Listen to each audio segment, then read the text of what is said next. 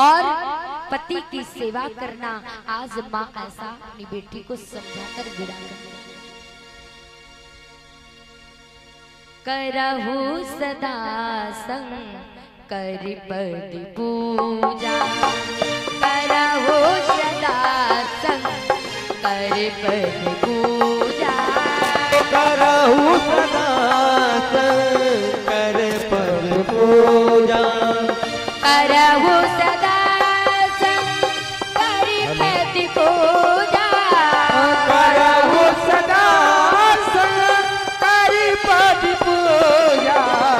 नारी धर्म पति देव दूजा, नारी धर्म प्रेम दूजा, नारी धर्म पति देव दूजा, नारी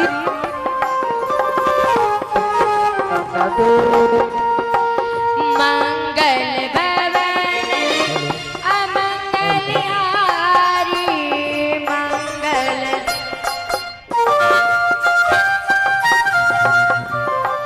द्रवहु दशरथ अजरु बिहारी, द्रवहु दशरथ अजर बिहारी।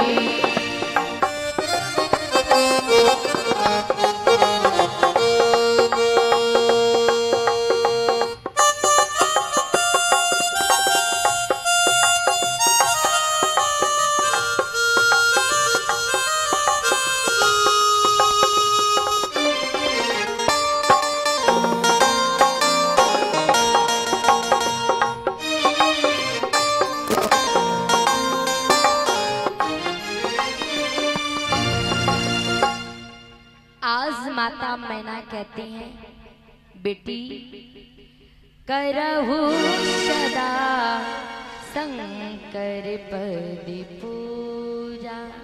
बेटी अपने पति के चरणों में हमेशा सेवा करती रहना। आज ये माँ तुझे समझा रही है। और नारी धर्म, यही एक नारी का धर्म होता है कि अपनी पति की सेवा करना, ये एक नारी का धर्म होता है। बेटी आज तू जा रही है अपने पति की सेवा करना, क्योंकि सबसे बड़ी सेवा पति के चरणों में होती है। बेटी लेकिन आजकल माँ, मेरी माँ बेटियों को क्या सिखाकर भेजती है? परिचित जी, आजकल की माँ क्या सिखाती? मैया मैना ने तो अपनी बेटी को सिखा के भेजा कि बेटी यही एक नारी का धर्म होता है कि पति की सेवा करना। लेकिन आजकल की मेरी माँ क्या सिखाती बेटियों को? बेटी मैं तुम्हें इतना धन दौलत भर रही हूँ, तुम्हें ससुराल में किसी के सुनने की जरूरत नहीं है। और पहले यदि तुमको भूख लगे ना तो पहले ही बैठ के खा लेना, और भूख बिल्कुल भी सहन मत करना। अगर ज्यादा झगड़ा करे ना तो कल को चूल्हा अलग धर लेना। हम तुम्हें इतना खुद दे रहे हैं कि तुम्हें किसी के सुनने की जरूरत नहीं है। लेकिन आज मैया मैना कहती है कि बेटी यही एक नारी का धर्म होता है कि पति की सेवा करना, सास ससुर की सेवा करना, सबको खिलाकर उसके बाद में तुम खाना। ये आज वो माँ सिखलाती है। लेकिन आज बेटी को विदा करते हैं। विदा करने के बाद में भगवान भोलेनाथ जी माता पार्वती कैलाश पर्वत पे आती हैं। बोली भक्त वत्सल भगवान की जय हो। आज इधर जिस प्रकार से धीरे धीरे कैलाश पर्वत पर रहने लगे,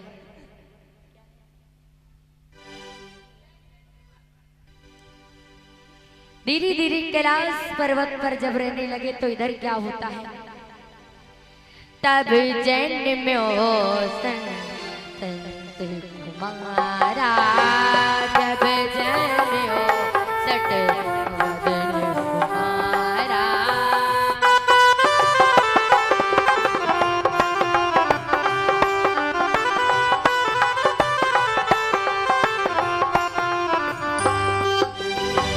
तब जन्म औसठ वह दिन कुमारा, जब जन्म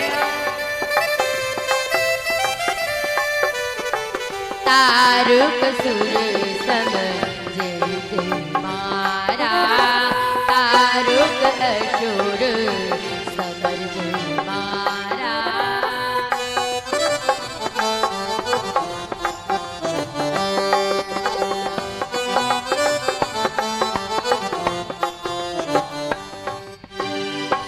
समय के रहते रहते आज जब समय बहुत व्यतीत हो गया, आज सटवतन कुमार जब जन्म लेता है और जन्म लेने के बाद में जो कहते हैं तारकासुर का वध किया।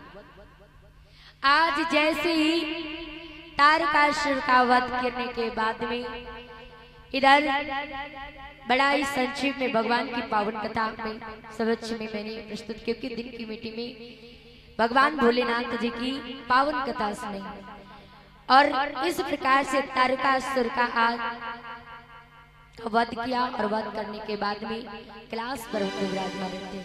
बोली भोलेनाथ की जय, बोली सच्चे दरबार की जय। अब धीरे धीरे इधर भगवान कैलाश पर्वत पर विराजमान और भगवान समाधिस्थ होकर के हरि नाम जाप करने लगते हैं। इधर देखते हैं कि ऐसे संत जो है हर समय जिनके मुख से नारायण का नाम निकलता था, लेकिन ऐसे देवर्षि नारद इस स्त्री के मोह में कैसे पड़ जाते हैं। आइए भगवान की बड़ी पावन विचित्र कथा आप सभी के मध्य कि भगवान देवर्षि नारद ने भगवान विष्णु को श्राप क्यों दिया। बोली सच्चे दरबार की जय। कहते हैं एक बार भगवान नारायण नारायण भगवान विष्णु का नारद जी मुख से नारायण नारायण करते हुए जा रहे थे, भ्रमण करते हुए जा रहे थे और जैसे ही भ्रमण करते हुए जा रही थी संसार का जो वातावरण है उस वातावरण को देख करके देवर्षि नारद का मन बड़ा लग गया हरि की कृपा से। अब जैसे ही देवर्षि नारद का मन इस वातावरण को देख करके लगा, देवर्षि नारद ने सोचा पास में जाकर के बड़ा सुंदर सी झरना बह रहा है, आश्रम बड़ा सुंदर है, वृक्ष वट है और इतना सुंदर वातावरण को देखकर उस बनाने वाले की याद आ गई है। अब कहते हैं कि यदि कोई मिस्त्री हो या मकान को इतना सुंदर बनाया हो और उस सुंदर मकान को देख करके जब वो नहीं रहता है ना, तो जब जब नजर पड़ती है उस सुंदर मकान पर तो वो बनाने वाले की याद आ जाती है। इसी प्रकार से भगवान भोले जो है देवर्षि नारद को भगवान की याद आ गई और हरि की ही कृपा से देवर्षि नारद का जो मन था वो नारायण में लग गया और वही वृक्ष वट के नीचे बैठ करके आसन मार करके बैठ जाते। यही देवर्षि नारद के मन में आया अब सब कुछ त्याग करके अब मैं भगवान की तपस्या करूंगा। तो कहाँ पर पहुंचे, कैलाश शिखर पर गए, देखा कि वहां पर कोई जगह नहीं है शुद्ध। कैलाश शिखर के नीचे आए, क्या देखा कि हिमगिरी गुहा एक अति पावनी, तहि समीप सुर सरित सुहावनी।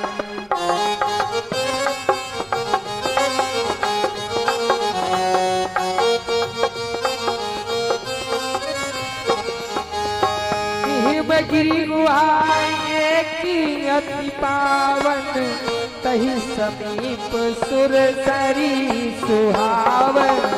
देख देव ऋषि मन अति भावा, देखी देव ऋषि मन अति भावा। तही आश्रम हरि दीन बनावा।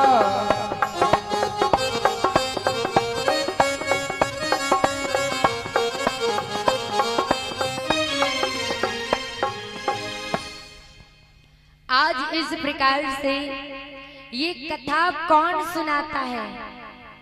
जब कहते ना भगवान कैलाश पर्वत पर विराजमान थे और ये कथा भगवान भोलेनाथ जी भवानी जी को सुनाते हैं, नारद मुंह की कथा। जब भगवान बैठ करके कथा को सुनाते हैं, क्योंकि देवी जी की इच्छा हुई तो भगवान भोलेनाथ जी इस नारद मुंह की कथा को भवानी जी को श्रवण कराते।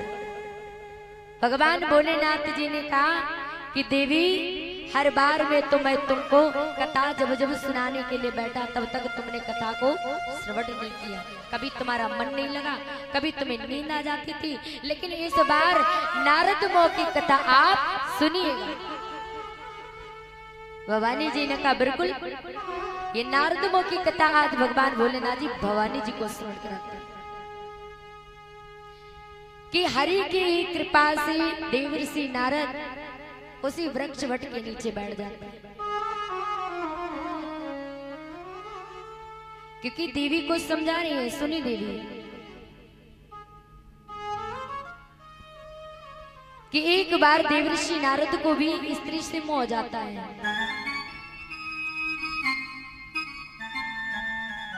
और जैसे कहा कि जब उन्हीं देवर्षि नारद ने भगवान विष्णु को श्राप दिया था। ये भगवान की जो कथा है ना देवी, ये बड़ी सुंदर है। तो देवी ने कहा अच्छा सुंदर तो है, संसार में सबसे सुंदर ही क्या है? भगवान ने कहा ना कि सबसे संसार में यदि सुंदर है तो भगवान की कथा सुंदर है। और देवी ने एक प्रश्न किया, जिस व्यक्ति ने भगवान का नाम इस जिह्वा से नहीं लिया उसकी जिह्वा कैसी होती है? समझा रही ना भगवान जी भवानी जी को।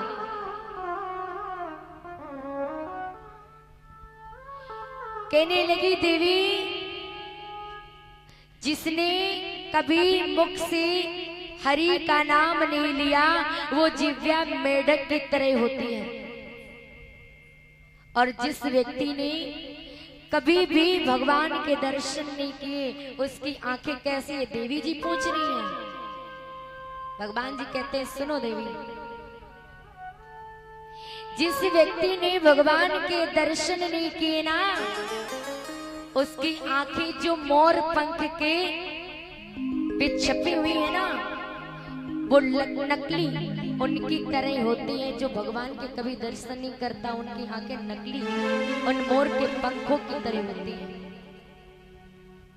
और कहा प्रभु, जिनके कानों ने हरि की कथा नहीं सुनी उनके कान कैसे होते? भगवान कहते देवी उनके कान सर्प के बिल के समान होते हैं। और देवी इस बार मैं आपको कथा सुना रहा हूं, सुनिए नारद मुंह की कथा। इधर बहुत भावन भोलेनाथ ऐसे ऐसी कथाएं श्रवण करा रहे थे। भवानी मैया को बीच में आया कि नारद बाबा एक बार बंदर बने, तो भवानी मैया ने कहा क्यों स्वामी, ऐसा कौन सा कारण है कि नारद को भगवान नारायण ने श्राप दिया? क्या कारण है कि नारायण को ऐसा नहीं करना था? तो भवानी मैया को समझा रहे हैं भोलेनाथ कि क्या कारण है।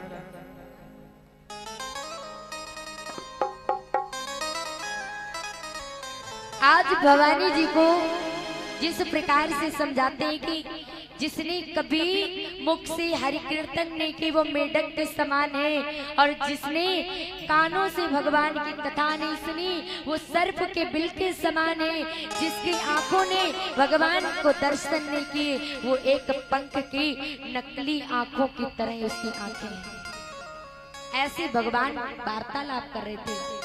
उसी मध्य बीच में क्या हुआ, ये बात आ गई। अभी महाराज जी कहते ना कि उसी बीच में कहने लगी कि देवर्षि नारद ने भगवान विष्णु जी को श्राप दे दिया।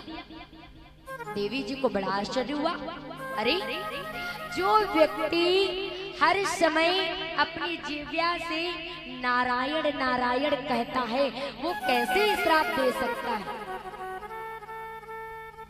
भगवान ने कहा सुनो देवी, और देखिए ये जो भगवान की कथा है ना देवी, इस कथा में रस धीरे धीरे आता है। क्या कहते हैं, ये मेरे राघव की कथा है। समझाते हैं किस प्रकार से कहते, सुनो देवी। कथा मेरे राघव की कल्याणकारी, कथा मेरे राघव की कल्याणकारी, मगर ये करेगी असर धीरे धीरे, मगर ये करेगी असर धीरे धीरे। कथा मेरे राघव की कल्याणकारी, कथा मेरे राघव की कल्याणकारी, असर वो करे कि इधर धीरे धीरे, असर तो करे कि असर धीरे धीरे।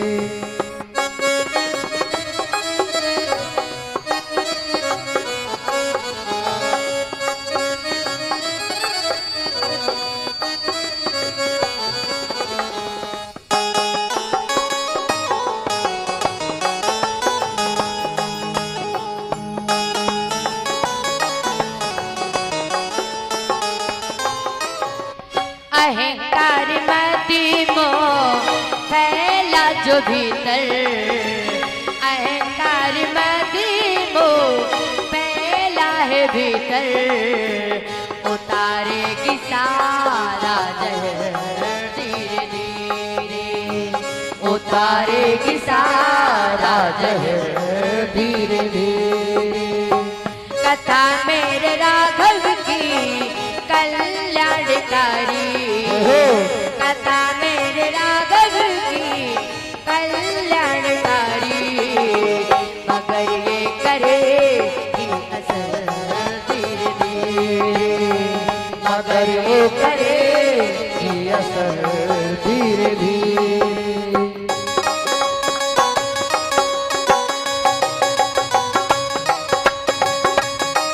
सभी लोग ताली बजाकर गाइएगा, जय हो।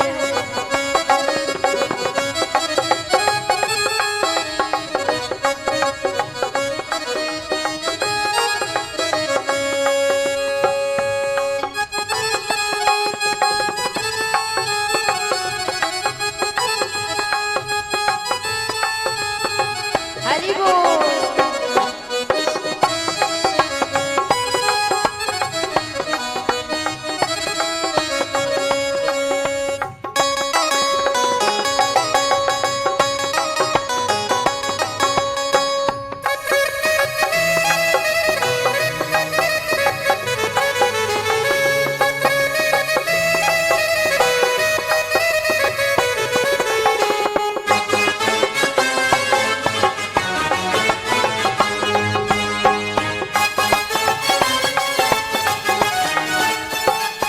और क्या कहा देवी, न मौका मिलेगा कभी झंझटों से, न मौका मिलेगा कभी झंझटों से, जैसा भी हो कुछ करके निकालो, जैसा भी हो कुछ समझे तो निकालो।